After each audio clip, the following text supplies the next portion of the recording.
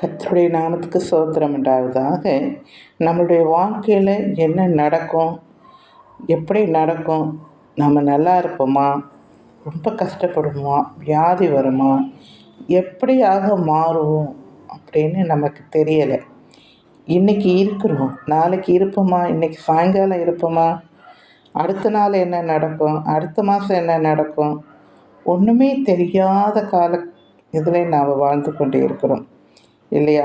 ஆனால் ஒவ்வொரு நாளும் நம்ம கடவுள்கிட்ட ஒவ்வொரு நாளும் நம்மளை ஒப்பு கொடுக்கணும். ஆண்டவரே, என்னை நீங்கள் வழிநடத்துங்க, இந்த நாள் முழுவதும் உமக்கு உகந்த பிள்ளையார் என்னை மாற்றுங்க, என்னுடைய வாழ்க்கையில் எது நடந்தாலும் அது உம்முடைய சித்தமாய் நடக்க எனக்கு உதவி செய்யுங்க அப்படின்னு சொல்லி ஒவ்வொரு நாளும் ஒவ்வொருத்தரும் நீங்கள் ஆண்டவர்கிட்ட உங்களுடைய வாழ்க்கையை ஒப்பு கொடுத்து உங்களுடைய நேரத்தை, அதாவது எல்லாவற்றையும் ஆண்டவரை நீங்கள் பார்த்துக்கொள்ளுங்க என்று சொல்லி ஒப்பு கொடுத்து நீங்கள் அந்த நாளில் நீங்கள் எது வேணாலும் செய்யுங்கள். கர்த்தர் உங்களோடு இருந்து உங்களை வழிநடத்துவார், ஆசீர்வதிப்பார், உங்கள் தேவைகளை சந்திப்பார்.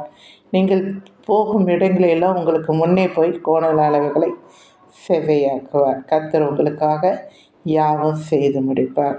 நம்மளால் ஆகாது, ஆனால் ஆவியானவரால் எல்லாம் ஆகும், செய்து முடிப்பார். சரிங்களா? தேங்க்யூ.